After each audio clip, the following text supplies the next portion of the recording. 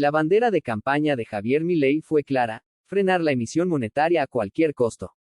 Se presentó como el sepulturero del impuesto inflacionario, y el hombre que iba a ponerle un candado a la maquinita. Sin embargo, las cifras del Banco Central no mienten. En los últimos 12 meses, la base monetaria creció un 97%, prácticamente el doble.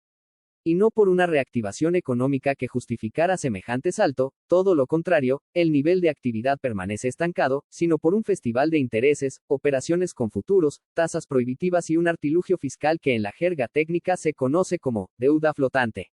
En buen criollo, emisión por la puerta de atrás. El gobierno abandonó los adelantos directos al tesoro, pero encontró un camino alternativo para seguir fabricando pesos.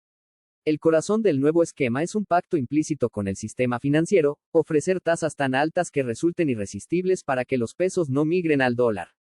El problema es que esas tasas no se pagan con aire ni con voluntarismo, se pagan con más emisión. Es el equivalente a tapar un agujero con otro, confiando en que el telón de la confianza del mercado aguante lo suficiente para que nadie vea el desastre que se cocina detrás. Los pasivos remunerados, LSAPs, pases y otros instrumentos, crecieron un 5.6% en apenas un mes, señal de que el Estado está multiplicando las deudas internas para sostener la ficción de estabilidad cambiaria. El Fondo Monetario Internacional ya advirtió que la contabilidad creativa del oficialismo, que registra estos compromisos debajo de la línea, para que no aparezcan como gasto oficial, distorsiona la verdadera magnitud del problema. Incluso en su último informe, el FMI dejó en claro que la deuda es sostenible, pero con riesgos elevados, un eufemismo diplomático para decir que se camina al borde del precipicio.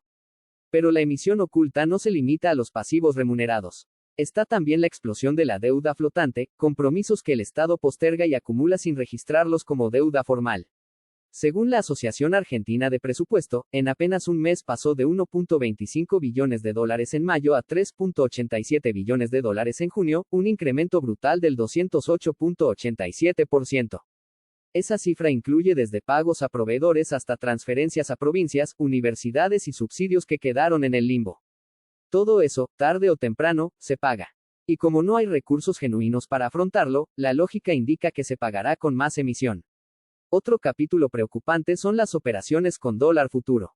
El Banco Central vende contratos para calmar al mercado, pero si el precio pactado no coincide con el real al vencimiento, debe compensar la diferencia. ¿Con qué? Otra vez, con emisión.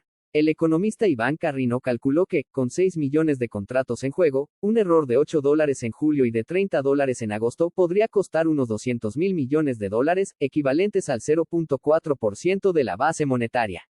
Además, persisten sospechas de maniobras al límite de la legalidad, que podrían beneficiar a pocos con ganancias millonarias mientras deterioran el patrimonio del BCRA. No son pocos los economistas que alertan sobre esta situación. El ex viceministro Gabriel Rubinstein criticó con dureza el nivel de emisión encubierta, lo que desató un cruce con Federico Furiase, asesor clave de Luis Toto Caputo. El debate giró en torno a si existe una emisión buena y otra mala, si los pasivos remunerados son inflacionarios y si el dólar se sostiene por confianza o por tasas asesinas. Lo que queda claro es que la discusión técnica esconde una verdad incómoda: el gasto público no desapareció, solo mutó. Hoy se canaliza hacia el pago de intereses de deuda en pesos que el mercado absorbe con dificultad, y cuyo mantenimiento depende de que el clima financiero no cambie de golpe. El economista Marcelo Trovato, de Pronóstico Bursátil, lo sintetizó con precisión: no se gasta menos, se gasta distinto. Y ese distinto significa comprometer recursos futuros para sostener un modelo que evita, a corto plazo, el estallido cambiario, pero que acumula presiones latentes que pueden explotar en cualquier momento. La administración Milei, que llegó prometiendo un shock de ortodoxia, terminó abrazando una ingeniería financiera de altísimo riesgo que, lejos de erradicar la emisión, la mantiene viva bajo un disfraz contable. Un disfraz que, como todos, tiene fecha de vencimiento. En este contexto, la pregunta ya no es si el gobierno está emitiendo o no. La evidencia dice que sí. La verdadera pregunta es cuánto tiempo más podrá sostener esta ficción sin que la montaña de compromisos acumulados se transforme en una avalancha. La historia económica argentina tiene un largo archivo de experimentos similares y, lamentablemente, pocas veces terminaron bien.